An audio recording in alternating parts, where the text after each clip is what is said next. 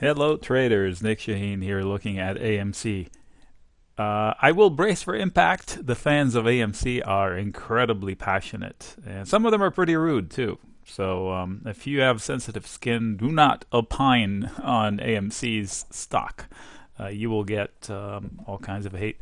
Anyway, great day in it. If you look back on Twitter and stock twits, I posted the first time it was trying to break out that not to chase it on this go around, and I drew a dip and then to do it on the second time, and this is exactly what happened. So right off the bat, I'm not a hater of it. I'm just commenting on the stock price action. I don't care about the company. It can do whatever it wants. So from a trading perspective, these are my comments. Anybody chasing it up here is hoping more so than going in strategically, because usually when stocks go into a prior failing point, they rarely just slice through it. Having said that, this was one fantastic candle. It was an impressive rally, but it ended in an equally as an impressive way. So it was fantastic, and it broke apart in a fantastic fashion. So how can I trade this? First of all, I don't have to trade this. And know that it is a manipulated market. Why? Because both sides are cheating. Wall Street is cheating because they fix the game the way they want to. It's their courtyard. And the Reddit folks are cheating because they are ganging together to move the price any which way they want. So this used to be illegal. I don't know when that stopped being illegal. So know that you're at a disadvantage if you're not on this one side or the other side. So the only way you can trade it is using maybe limited risk. Options offer that. So when somebody says short a stock, usually the way it works, you borrow the stock and you sell it. And if you're right and the stock falls, you return the shares you borrowed from a lower price and you keep the difference. The problem is, if it breaks out against you, then your losses are unlimited. So not what I would do. Definitely not in this environment. I would never do that because I like to calculate my risk. So if I'm risking this pile of money, I want to know that this is the only pile they can reach. I don't want to take a position and risk an unknown pile of money. It's just crazy. So using options, I can risk a small pile of money to bet bearish on whatever. So in this case, if somebody wants to pick a bone with the stock, they can buy a put spread out in time, like say July.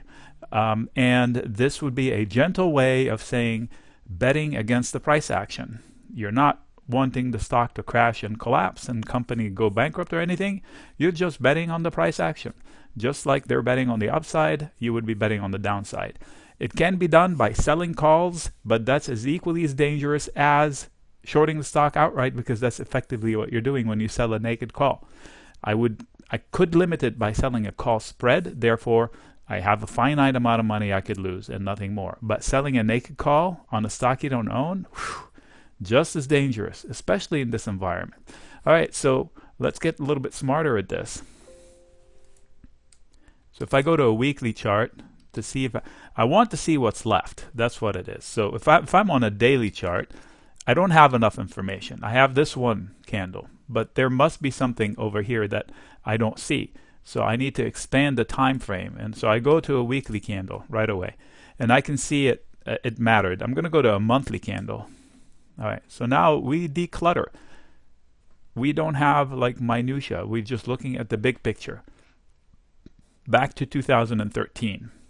Nice. Came back, defended it. Equal rally. Came back, couldn't defend it. When was that? 2017. Collapse. Whatever happened in 2017. Came back, failed at exactly the same level zone. And then the debacle. Pandemic looks like it was the best thing that ever happened to the stock. I don't understand the logic, but it is what it is. That's that fantastic candle. This is a monthly candle, by the way. Every one of these is a whole month worth of action. So green month, red month, and here we are. The month is still unfolding. We don't know where this is going to end up. This candle, could it be here? Could it be here? I don't know. But I can tell you that it going into this recent fail and it being such a pivotal point before and before and before and before, this, the easiest statement here is that this is not an obvious point of entry. But if they do take it out, do not be short. By short, I mean do not be like naked short on it, because this could go really, really long. Let me show you. All right, I'm proving to you that I'm not a hater of it because I'm only trading stocks, the action. I don't care about the fundamentals right now. So this is a failing point, right? So you get one effort, another effort, whether it's here or here, and if they failed or are failing and they come back to it, and whenever they take it out, it could rally as much as this. So if they come back to here, don't be shocked.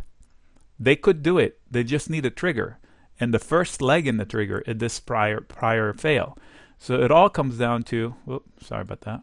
Can you see the prices? There we go. It all comes down to this one candle. So I expanded the time frame to see how it relates to prior history. So I'll zoom back into it. That's that one candle.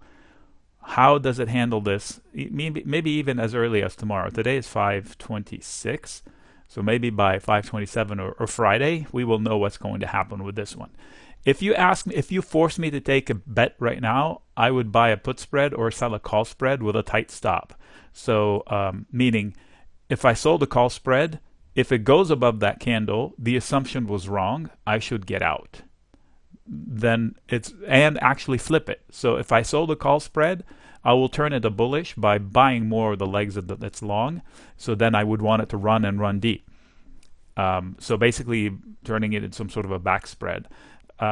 If I buy a put spread, then there's no way of saving that one except flipping it to being a credit spread, but just as well to take it off the board and chase the upside as a trade. So anybody that has an emphatic opinion one way or another maybe knows the secret we don't. But for now, the price action is not normal, and having an unbelievably one-way opinion is pretty weird. So this action is tradable. Just make sure the risk size is finite. In other words, don't leave question marks. Like whoever got caught short GME, for example, in the beginning, okay, they didn't know that this stuff can happen. Nobody thought it could happen that big. I mean, the concept was there, but the amount that it rallied, the distance it rallied was incredible. So now we are on notice that it can happen, is specifically in these two tickers. So anybody that still shorts it either has bags and bags of money, like maybe George Soros size of money, but normal people shouldn't be doing this, like short outright these stocks. That's crazy.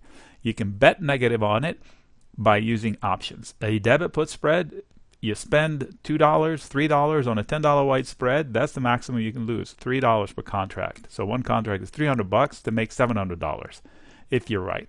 That's it. That's reasonable risk. And you don't insult anybody by taking it. It's just price action, people.